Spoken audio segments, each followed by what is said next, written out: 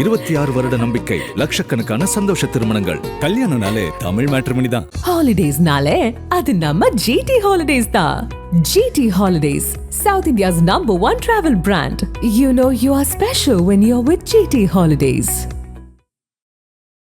ஆனா இன்னைக்கு கிட்டத்தட்ட ஒரு மெஜாரிட்டி ஆட்சியா மாறி இருக்கிற சூழல்ல, நான் சொல்றது அமைச்சரவையோட சேர்த்து கூட்டணி ஆட்சியாக மாறி இருக்கிற இந்த சூழல்ல அப்படி ஒரு முயற்சியை திமுக முதல்ல பண்ணுவாங்களா அப்படின்னு கேட்டீங்கன்னா, அதை பண்ணால் மிகப்பெரிய முட்டாள்தனமாகத்தான் இருக்கும். ஒட்டுமொத்தமா திமுக இல்லாட்டியும் யாரா திமுக இருக்கிற யாரு பண்ணாலும் சரி பெரிய முட்டாள்தனமாகத்தான் முடியும். இப்ப என்கிட்ட யாரை கேட்டா என்ன சொல்றீங்க, அது முட்டாள்தனமா உங்களுக்கு தெரியலையாங்க, எப்படிங்க தாவேக எம்எல்ஏக்களை நீங்க தூக்குவீங்க, முதல்ல அவர் வருவாரா, அப்படியே காசுக்கு வந்தால்னா கூட இது யாருக்கு பேக் ஃபயர் ஆகும்? உங்களுக்கு தானே பேக் ஃபயர் ஆகும். ஆட்சியை கவிழ்த்துட்டீங்க. சரி, திமுக அதிமுக சேர்ந்தோ இல்ல திமுக தனிப்பட்டவங்களோ அதிமுக தனிப்பட்டோ ஆட்சியை கவிழ்த்துட்டீங்க, என்ன நடக்கும்?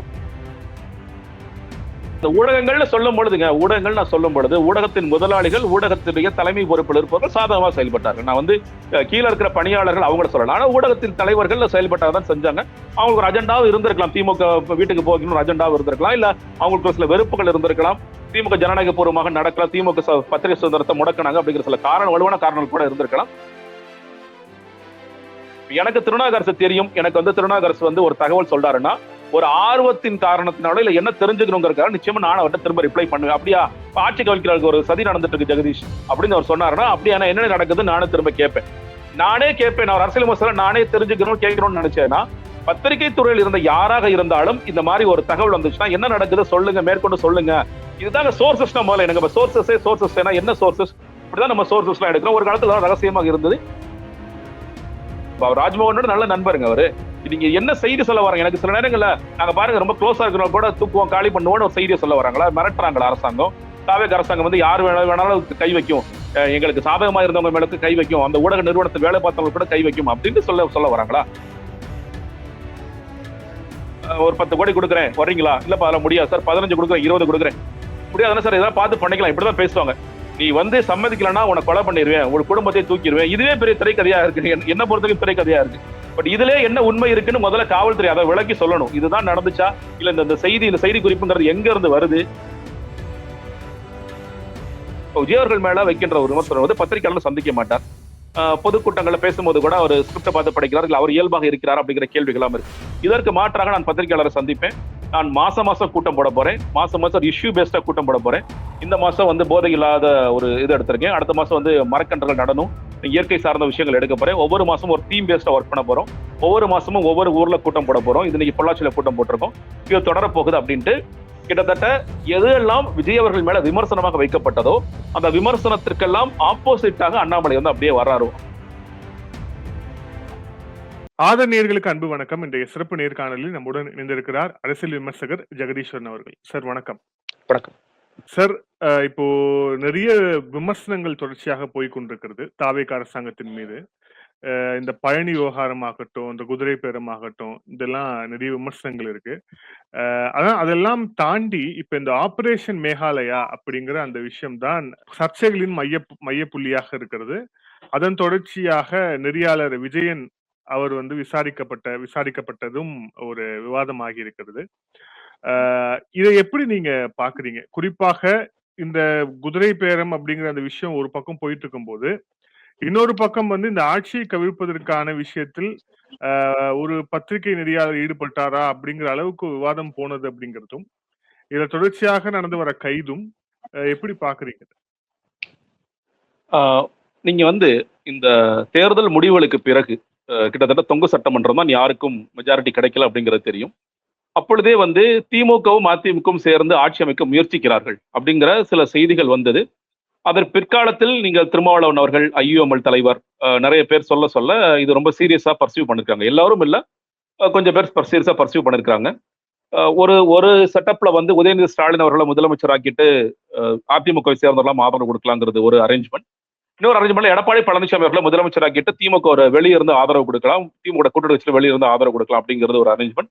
மூன்றாவதாக திருமாவளவன் அவர்களை முதலமைச்சர் ஆக்கிட்டு மற்றவங்களாம் சேர்ந்து ஆதரவு கொடுக்கலாம் அப்படின்னு 3 அரேஞ்ச்மெண்ட். இது பேசப்பட்டது, அதெல்லாம் பர்சீவ் பண்ணிருக்காங்க. பட் எதுவுமே நடக்கல. அது வந்து எவ்வளவு தூரம் அது பேசப்பட்டது உண்மையோ அதே நேரத்தில் தவிர்க்கப்பட்டதும் உண்மை. ஏன்னா வேண்டான்னு சொல்லி தவிர்த்தவர்களாக திமுக சேர்ந்த சில நபர் இருந்தாருங்க, தங்கம் தென்னரசு, கனிமொழி போன்றவர்களா. இதெல்லாம் நம்ம எதிர்காலத்துக்கு நல்லது இல்லை.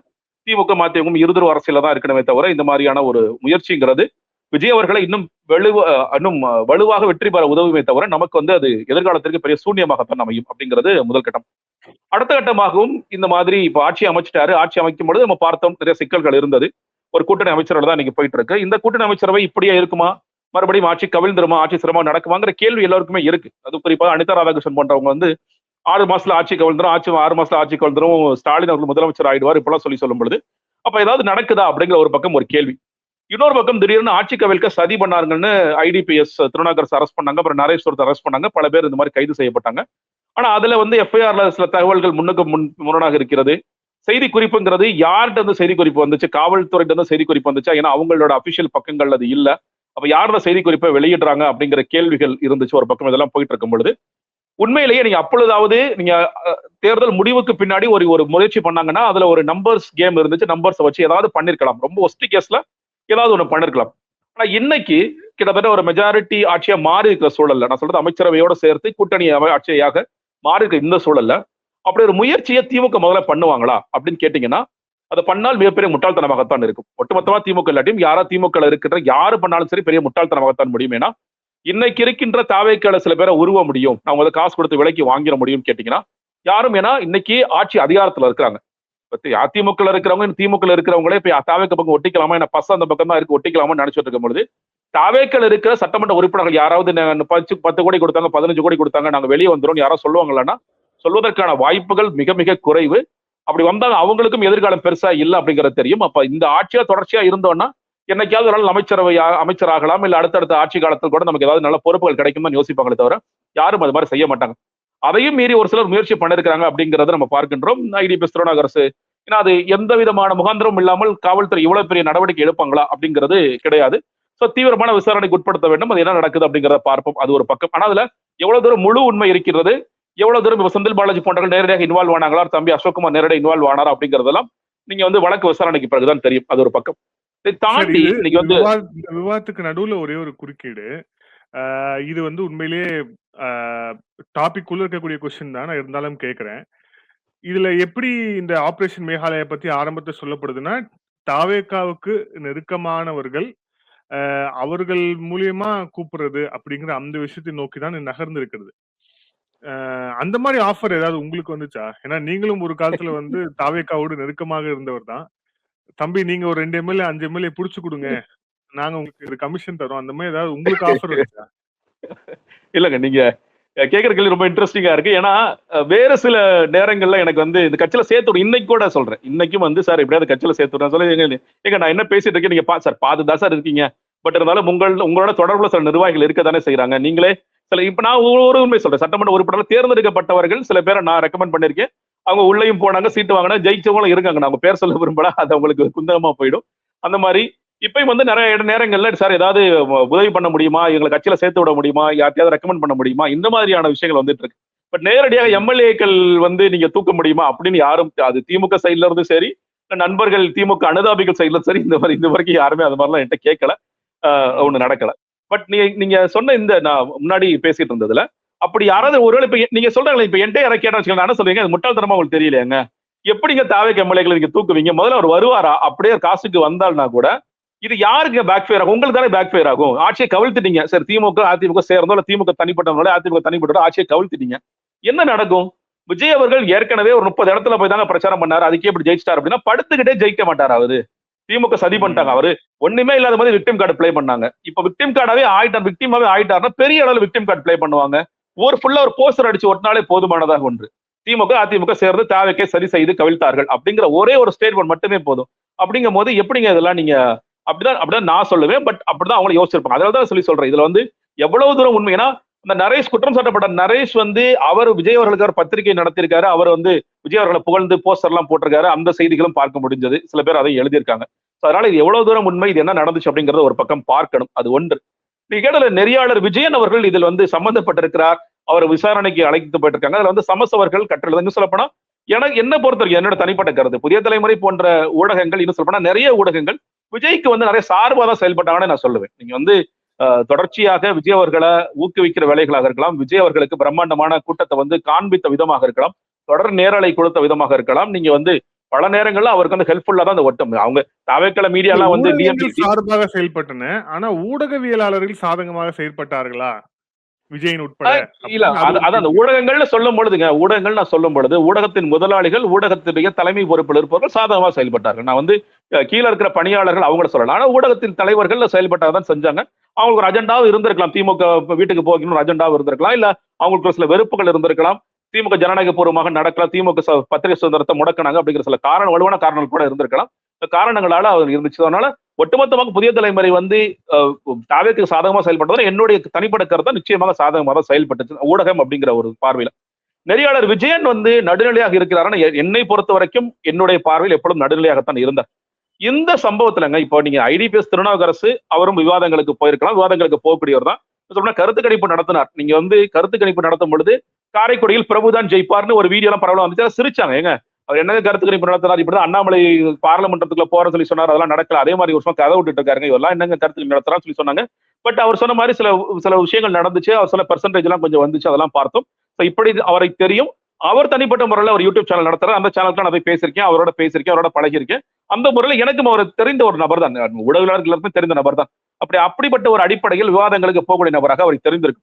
இன்னொன்னுங்க, இப்போ எனக்கு திருநாவுக்கரசு தெரியும். எனக்கு வந்து திருநாவுக்கரசு வந்து ஒரு தகவல் சொல்றாருன்னா ஒரு ஆர்வத்தின் காரணத்தினால இல்ல என்ன தெரிஞ்சுக்கணுங்கிறதுக்காக நிச்சயமா நான் அவர்கிட்ட திரும்ப ரிப்ளை பண்ணுவேன். அப்படியா ஆட்சி கவிழ்க்கிறதுக்கு ஒரு சதி நடந்துட்டு இருக்கு ஜெகதீஷ் அப்படின்னு அவர் சொன்னாருன்னா, அப்படியா என்ன நடக்குது நானும் திரும்ப கேட்பேன். நானே கேட்பேன். நான் ஒரு அரசியல் விமர்சகரா நானே தெரிஞ்சுக்கணும் கேட்கணும்னு நினைச்சேன்னா, பத்திரிகை துறையில் இருந்த யாராக இருந்தாலும் இந்த மாதிரி ஒரு தகவல் வந்துச்சுன்னா என்ன நடக்குது சொல்லுங்க, மேற்கொண்டு சொல்லுங்க. இதுதாங்க சோர்சஸ். முதல்ல எனக்கு சோர்சஸ் என்ன சோர்சஸ், இப்படிதான் நம்ம சோர்சஸ் எல்லாம் எடுக்கிறோம். ஒரு காலத்துல ரகசியமாக இருந்தது. இன்னைக்கு பல்வேறு தரப்புகள் வந்து இந்த காலத்துல சோர்சஸ் உண்மையா போய் செய்தி சேகரிக்கக்கூடிய ஒரு இன்டென்ட்ல இருந்து அவர் கேட்டு இருந்தாரு, அது பண்ணியிருந்தாரு அப்படின்னா நமக்கே தெரியும். நம்மளும் செய்தியாளர் தான். ஆனா ஒரு அமைச்சரோடு அவர் தொடர்பில் இருந்தார். அதே மாதிரி இந்தந்த உறுப்பினர்கள் இவங்களை தூக்கியாச்சா அவங்கள தூக்கியாச்சான்னு ஒரு 2 பேருக்கு மத்தியில ஒரு கான்வர்சேஷன் நடந்தது. ஆபரேஷன் மேகாலயா அப்படிங்கிற அந்த திட்டமே இவருக்கு தெரிந்திருக்கிறது. உள்ளிட்ட பல அடுக்கடுக்கான விஷயங்கள் வருது இல்லையா? சோ இப்போ இதை வந்து நம்ம எப்படி வெறும் ஒரு செய்தி சேகரிப்பதற்கான ஒரு இன்டென்ஷன் மட்டும் எப்படி நம்ம எடுத்துக்க முடியும்? இல்லைங்க, அதான் சொல்றேன் இல்ல. இப்போ நீங்க இந்த ஆபரேஷன் மேகாலயங்கிற வார்த்தை தெரிந்தாலும் சரி, அவருக்கு இப்போ விஜயன் அவர்கள் எனக்கு தெரிஞ்சு ராஜ்மோகன் கூட ஒரு நண்பர் தான். ராஜ்மோகன் கூட நிறைய நல்ல நெருக்கமான தொடர்புல கூட இருக்கக்கூடிய நபர் தான்.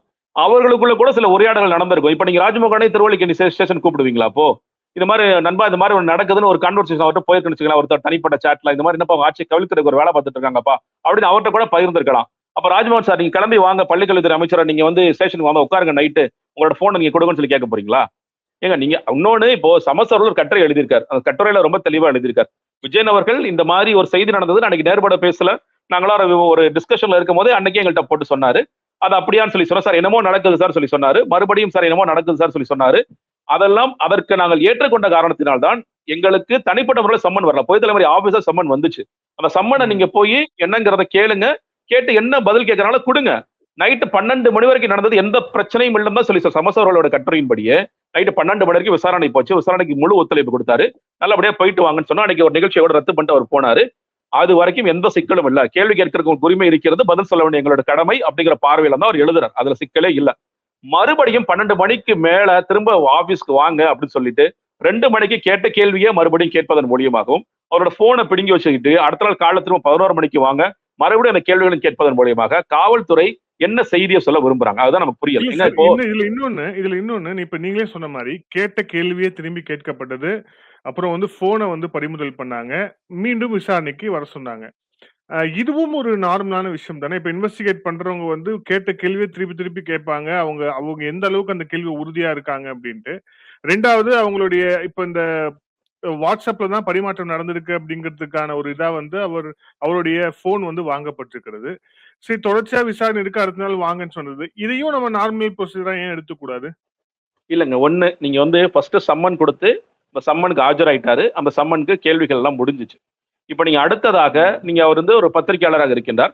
சார் மறுபடியும் கேள்வி கேட்கணும் அப்படின்னா உங்கள்கிட்ட தகவல் சொல்லி சார் அடுத்த நாள் வாங்க. நீங்க முதல்ல 12 மணி வரைக்கும் கேள்வி கேட்டுட்டு வீட்டுக்கு போனவரை மறுபடியும் 2 மணிக்கு விடிகாலில் வாங்க அப்படின்னு சொல்வது என்ன விதமான விசாரணை? நீங்க சில நேரங்கள்ல ரொம்ப ப்ரொசீஜர்ஸ்ல டார்ச்சர் பண்ணி சில உண்மைகளை வந்து ரொம்ப டார்ச்சர் பண்ணாதான் உண்மை வரும். ரொம்ப ஸ்ட்ரெஸ் பண்ணணும் அந்த குற்றவாளியை, குற்றம் சாட்டப்பட்ட நபரை அப்படிங்கிற. இப்ப அந்த மாதிரி பெருசா ஏதாவது இப்ப நடந்திருக்கா? அதுதான் ஒரு கேள்வியாக இருக்கிறது.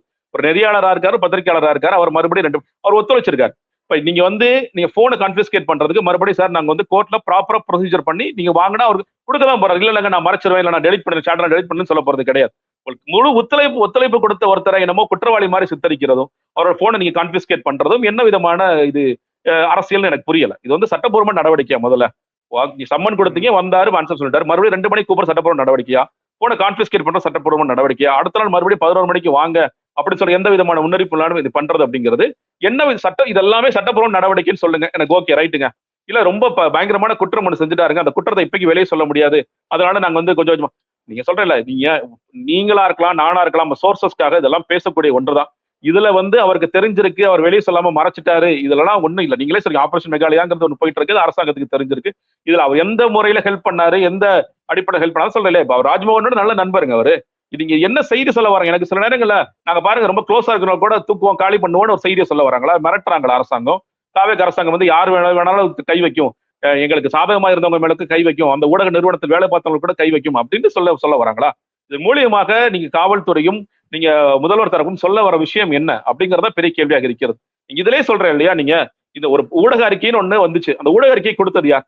திருநாகரசு இப்படி பண்ணாரு, அவர் நாங்க அவரு என்ன சொல்றது, ஊத்தங்கரை எம்எல்ஏ இளையராஜா இந்த மாதிரி ஸ்டேட்மெண்ட் கொடுத்திருக்காரு, அவர் என்ன முதல்ல பேசலாம், நான் கட் பண்ணேன், மறுபடியும் பேசினாரு, அப்படி இல்லாட்டி நான் உன்னை கொலை பண்ணுறேன்னு மிரட்டினாரு. முதல்ல இதுவே பெரிய நாடகமா இருக்கு.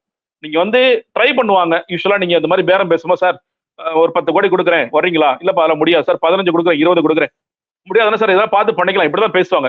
நீ சம்மதிக்கலன்னா உன்னை கொலை பண்ணிடுவேன், உங்க குடும்பத்தை தூக்கிடுவேன். இதுவே பெரிய திரைக்கதையா இருக்கு, என்ன பொறுத்தவரைக்கும் திரைக்கதையா இருக்கு.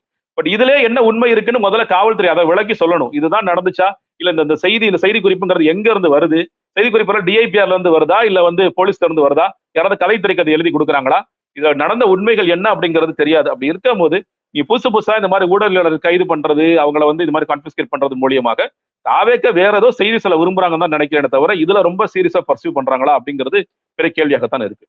இதுல மாற்று அரசியல் திருப்பியும் நம்ம வேற ஒரு டாபிக் போலாம். மாற்று அரசியல்னு ஒரு முறையும் வரும்போது அதுல உங்களுக்கு ரொம்ப இன்ட்ரெஸ்ட் எடுத்து நீங்க அதை பர்சியூ பண்ணிருக்கீங்க கடந்த காலங்கள்ல. இப்போ மாற்று அரசியல் அப்படின்னு வந்திருப்பவர் அண்ணாமலை, முன்னாள் பாஜகவுடைய தலைவர் அண்ணாமலை. வி த லீடர்ஸ் அப்படிங்கிற ஒரு அமைப்பை தொடங்கி இருக்கிறாரு. பொள்ளாச்சியில முதல் மாநாடு நடைபெற்று இருக்கிறது, மாநாட்டுல பேசியிருக்கிறாரு. தாவேக அரசாங்கத்தை விமர்சிக்கவில்லை.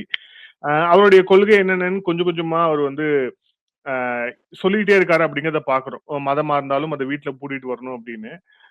நீங்க இதை எப்படி பாக்குறீங்க? ஏன்னா ஒரு நரேட்டிவ் இங்க சொல்றாங்க, அடுத்த எலெக்ஷன் குறிப்பா 2031 எலெக்ஷன்ல ஒரு தவிர்க்க முடியாத சக்தியாக இருப்பார் அப்படின்னு ஒரு தரப்பும், விஜய்க்கு இவர் மாற்று அப்படிங்கிற இடத்துக்கு நகர்வார் அப்படின்னு ஒரு தரப்பும், இப்படின்னு சொல்லிட்டு பல்வேறு கோணங்கள்ல இது விவாதிக்கப்படுது. உங்களுடைய பார்வை என்ன அண்ணாமலை அவர்களுடைய அரசியல்? அண்ணாமலை அவர்கள் முதல்ல இருந்து முன்வைக்கின்ற அரசியல் ஒரு வார்த்தையை தொடர்ச்சியா சொல்றார், அறிவார்ந்த அரசியலை செய்ய வேண்டும் அப்படின்னு சொல்றாரு. எல்லோரும் தலைவர்களாக மாற வேண்டும், எல்லாரும் எல்லா விஷயத்தையும் கத்துக்கணும் அப்படிங்கிற விஷயத்த சொல்றாரு. இது கிட்டத்தட்ட இது எதுக்கான ஆல்டர்னேட் வெர்ஷனா வருதுன்னா, இப்போ தாவேக்கு குறித்து பார்வையை முன்வைக்கிறார்கள் சொல்ல நான் கூட சொல்லியிருக்கேன். ஒரு அறிவற்ற கூட்டமாக இருக்கிறது, ஒரு கொள்கையற்ற கூட்டமாக இருக்கிறது. இந்த கூட்டத்தை வச்சுதான் விஜய் அவர்கள் ரசிகர் மனப்பான்மை மட்டுமே கொண்ட நபர்களை வைத்து விஜய் அவர்கள் வெற்றி பெற்றிருக்கிறார் அப்படிங்கிறது முன்னாடியும் சரி இப்பயும் சரி இனிமே அந்த விமர்சனம் தொடர்ச்சியா இருந்துட்டு இருக்கு. கிட்டத்தட்ட அப்படியே ஆப்போசிட்டான ஒரு வெர்ஷனா வரணும்னு பார்க்கிறார். இப்போ விஜய் அவர்கள் மேல வைக்கின்ற ஒரு விமர்சனம் பத்திரிகையாளர் சந்திக்க மாட்டார், பொதுக்கூட்டங்களை பேசும்போது கூட அவர் ஸ்கிரிப்டை பார்த்து படிக்கிறார், இல்லை அவர் இயல்பாக இருக்கிறார் அப்படிங்கிற கேள்விகளாம் இருக்கு. இதற்கு மாற்றாக நான் பத்திரிகையாளரை சந்திப்பேன், நான் மாசம் கூட்டம் போட போறேன், மாசம் இஷ்யூ பேஸ்டா கூட்டம் போட போறேன். இந்த மாசம் போதை இல்லாத ஒரு இது எடுத்திருக்கேன், அடுத்த மாசம் மரக்கன்றுகள் நடணும், இயற்கை சார்ந்த விஷயங்கள் எடுக்க போறேன், ஒவ்வொரு மாசமும் ஒரு தீம் பேஸ்டா ஒர்க் பண்ண போறோம், ஒவ்வொரு மாசமும் ஒவ்வொரு ஊர்ல கூட்டம் போட போறோம், இது இன்னைக்கு பொள்ளாச்சியில கூட்டம் போட்டிருக்கோம், இது தொடரப்போகுது அப்படின்ட்டு கிட்டத்தட்ட எதெல்லாம் விஜய் அவர்கள் மேல விமர்சனமாக வைக்கப்பட்டதோ அந்த விமர்சனத்திற்கெல்லாம் ஆப்போசிட்டாக அண்ணாமலை அப்படியே வர்றாரோ அப்படிங்கிற ஒரு கேள்விதான் இன்னைக்கு எனக்கு அப்படிதான் தோணுது. அப்படியே ஆப்போசிட்டா நான் வரேன். விஜய் அவர்கள் எனக்கு பத்திரிகையாளர் பார்க்க மாட்டேன்னு சொல்றாரா, நான் பார்ப்பேன். விஜய் அவர்கள் இந்த கேள்விகளுக்கு பதில் சொல்ல மறுக்கிறாரா, நான் பதில் சொல்லுவேன். இதுக்கு ஒரு ட்வீட் கூட போட மாட்டேங்கிறா, நான் ட்வீட் போடுவேன். அப்படிங்கிறதுக்கு அப்படியே ஒரு ஆல்டர்னேட் வெர்ஷனா வர்றாரு, ஆப்போசிட்டா ஆல்டர்னேட் வெர்ஷனா வராரோ அப்படிங்கிறதா என்னுடைய பார்வையாக இருக்கின்றது. இதுல ஒரே ஒரு சிக்கல் என்னன்னு கேட்டீங்கன்னா, நீங்க அந்த முழு ஸ்பீச்சையும் பார்த்தேன், அவர் பேசும்பொழுதே சொல்றாரு, நிறைய பேர் கேட்கறாங்க பாஜக பி டீம்னு கேட்கறாங்க, நீங்க மோடியை திட்டாலும் பாஜக திட்டாலும் ஒத்துக்குவாங்க, இல்ல அப்புறம் பார்ப்பா உண்மையிலே அவர் பாஜக பி டீம் இல்லட்டு பாஜக நிர்வாகிகள் முன்னாள் நிர்வாகிகள் பல பேர் வந்திருக்காங்க அப்படிங்கிறது. நான் ஒரு தேசிய பார்வை கொண்டவன், நான் வந்து தமிழனா இந்தியனான்னு சொல்லி கேட்கிறாங்க. எனக்கு வந்து தேசிய பற்றும் எனக்கு முக்கியம், அதனால தமிழ்நாட்டு உரிமைகளுக்காகவும் பேசணும்னு இப்படி பல விஷயங்களை பேசுறார். நீங்க அண்ணாமலை மேல இருக்கின்ற ஒரு சிக்கல் எல்லாருக்குமே இருக்கு விமர்சனம். அவர் உண்மையிலேயே பாஜகவோட இன்னொரு பி டீமா வர்றாரா வரலையா அப்படிங்கிற அந்த கேள்விக்கு பதில் தெளிவாக கிடைக்கும் பொழுதுதான் இவரை முழு ஆல்டர்னேட்டா மக்கள் பார்ப்பாங்களா பார்க்க மாட்டாங்களா அப்படிங்கிறது ஒண்ணு இருக்கு. ஏன்னா பாஜகவுடைய தலைவராக அவர்கள் இருந்த காலத்தில் அவர் செய்த விஷயங்கள் மிக குறிப்பாக இந்த மதமாற்றம் விஷயம்லாம் ஒண்ணு அதுக்காக மதமாற்றம் செய்ய முயற்சி பண்ணாங்க. அந்த மாதிரியான விமர்சனம் அது உண்மையா பண்ணாரு. அவங்க மேல கடுமையான குற்றச்சாட்டு வச்சாரு. அப்புறம் சிபிஐக்கு அந்த வழக்கு போச்சு. அப்புறம் கடைசியா அந்த ஒண்ணும் இல்லாம வழக்கு மாறிடுச்சு. பாஜகவோட அஜெண்டாக்காக இது ஒர்க் பண்ணாரு. கிட்டத்தட்ட ஹெச் ராஜா அவர்கள் மற்றவர்களும் செய்த அதே மாதிரியான ஒரு வேலையா பண்றதுக்கான முயற்சி பண்ணார்.